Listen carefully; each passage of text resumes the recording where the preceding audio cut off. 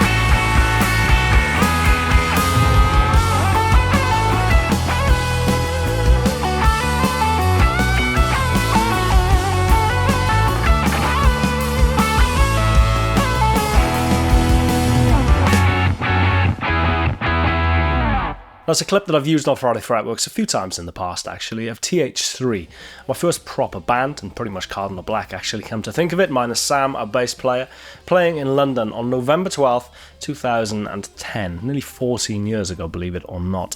We'd only just launched a few months prior, and this was our first headline set outside of Wales, so it was a pretty exciting moment for us, none more so because it was at the Troubadour. Of course, truly legendary place with an incredible cultural heritage. As a venue, over the years, it's seen the likes of Bob Dylan, Paul Simon, Joni Mitchell, Jimi Hendrix, Elton John, Elvis Costello, Robert Plant, Adele, Paolo Nutini, and Ed Sheeran, to just name but a few. And as a cafe, it had either been the birthplace or a regular meeting point for the Ban the Bomb movement, or Private Eye, or the Black Panthers. It is a truly iconic London landmark. A really cool place to play, but somewhat sacrilegiously, especially as a Brit, the thing that intrigued my 19-year-old self most was the fact that it was the place that inspired Doug Weston to open the Troubadour in West Hollywood. I've said it a million times before, but Slash was and still is my hero, and Guns N' Roses were the band of my youth. And to say that the Troubadour was pivotal or central to their story and development and history as a band really would be something of an understatement. They played their first show as the classic Guns N' Roses lineup at the Troubadour. Pretty much every track that would go on to form Appetite for Destruction would get its live debut at the Troubadour. Their first ever sold-out show was at the Troubadour. They were signed to Geffen Records off the back of the show at the Troubadour. And, of course, their reunion show in 2016 was at the Troubadour. Suffice to say, as a kid, the prospect of playing the Troubadour was infinitely more exciting to me than the prospect of, say, playing Wembley Stadium. And that's not to even reference any of the Troubadour's other history. Nina Simone, Joni Mitchell, Bob Dylan, Neil Young, James Taylor, Neil Diamond, Led Zeppelin, Janis Joplin, Carole King, Tom Waits, Carly Simon, Cat Stevens, Billy Joel, Donny Hathaway, Randy Newman, Bruce Springsteen, Miles Davis, Leonard Cohen, Willie Nelson, Metallica, No Doubt, System of a Down, Radiohead, White Stripes, Queens of the Stone Age, Coldplay, the Red Hot Chili Peppers, The Killers, Tom Petty, Hall & Oates, Cure, Prince, Lana Del Rey, Alabama Shakes, Gary Clark Jr., Nine Inch Nails, Hosier, Leon Bridges, Bonnie Raitt, Alicia Keys, John Mayer, Sheryl Crow, The Smashing Pumpkins. You get the idea. The list of people who have either appeared at or played seminal shows at the Troubadour is virtually, near enough, literally endless. Perhaps most famously, it's also credited as having kick-started the career of a young Elton John in 1970, who, as a struggling young pop star from the UK, came over to the US, played a short residency at the Troubadour, and was catapulted near enough into overnight stardom. It's also famously the place where Don Henley would meet Glenn Frey and would go on to form the Eagles as a consequence. Musically and culturally, it is an American landmark of truly inestimable proportion, a sentiment that's been echoed numerous times in articles and books over the years.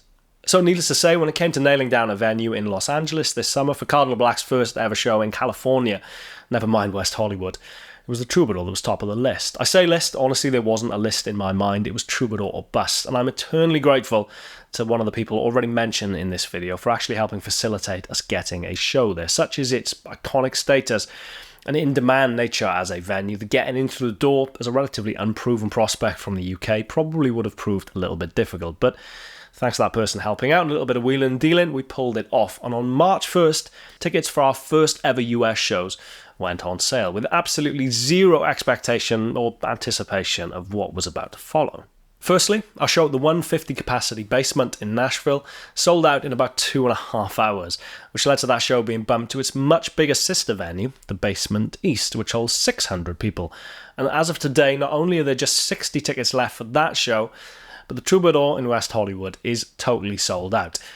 Honestly, it's not false modesty or imposter syndrome, but I really am struggling to comprehend that for our first ever shows in the US as Cardinal Black, and the first time that I've ever actually, officially anyway, played in the US, we're going to be arriving for our first 2 solo headline shows to be totally sold out by the looks of it. It is absolutely mind-boggling, and honestly, I'm so incredibly humbled and so massively grateful to every single person that's bought a ticket so far, or is still planning on buying a ticket at some point. It's absolutely wild. Now, needless to say, I'll be documenting as much of our trip around the US as possible for Friday Fretworks.